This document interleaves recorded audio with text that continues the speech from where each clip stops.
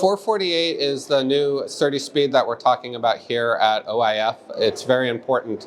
A couple cool tidbits about it before we get into the importance. This is the first speed that's really been designed in the AI era. Most of the speeds prior to this were just about general computing. This is the one that's really going to be built for AI or AI based.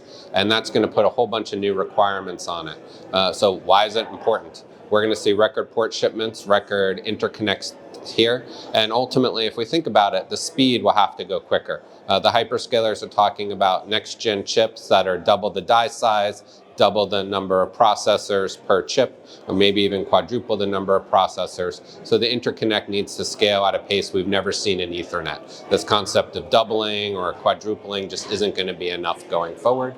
And so 448 is going to have to occur at a faster rate than we've seen, probably in different stages, and ultimately meet that demand. The hyperscalers can't wait for that speed. It's kind of like the Google versus OpenAI or OpenAI versus Meta, right? These hyperscalers ultimately view this as an existential crisis as well as the opportunity at a lifetime.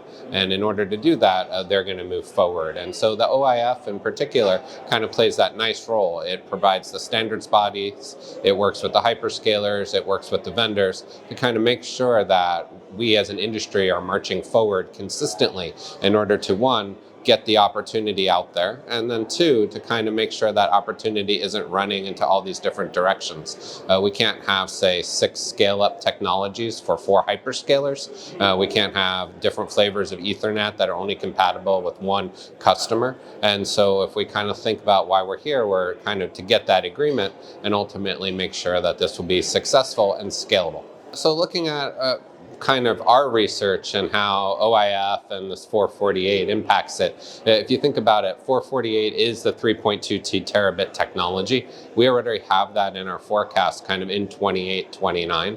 So kind of if we think about why we're here and why we're so happy about being here, it allows us to kind of fine tune our forecast and think about how does this impact Ethernet? What are the 3.2T port speeds? What does this mean from a SerDes perspective on future ASICs, whether it's Ethernet or InfiniBand, whether it's for scale up or scale out? When you think about it, we've added probably about $300 to $400 billion to our forecasts. Obviously, these are new years, but $300 to $400 billion in our forecasts because of AI. Right, networking is now a $50 to $100 billion market in the data center, whereas it was just kind of a $10 to $15 billion market 5 years ago.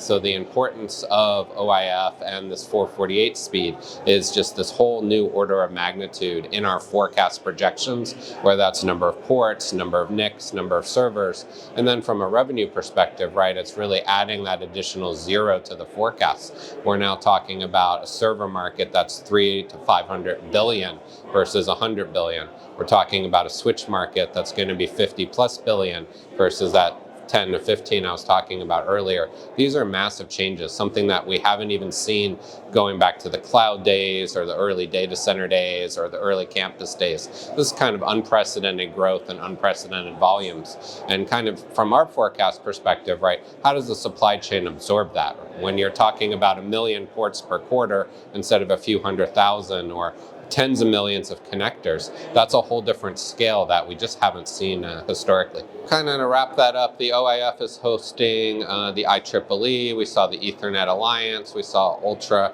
Ethernet, UA Link, OCP is also around here. Ultimately, all these standards bodies are coming together in order to make sure their customers get what they need. I think that's kind of the key takeaway from the early parts of these sessions, is everyone realizes the urgency here and the need to go quicker than before. And so you see that kind of work together at the standards bodies levels, at the industry level. That's new.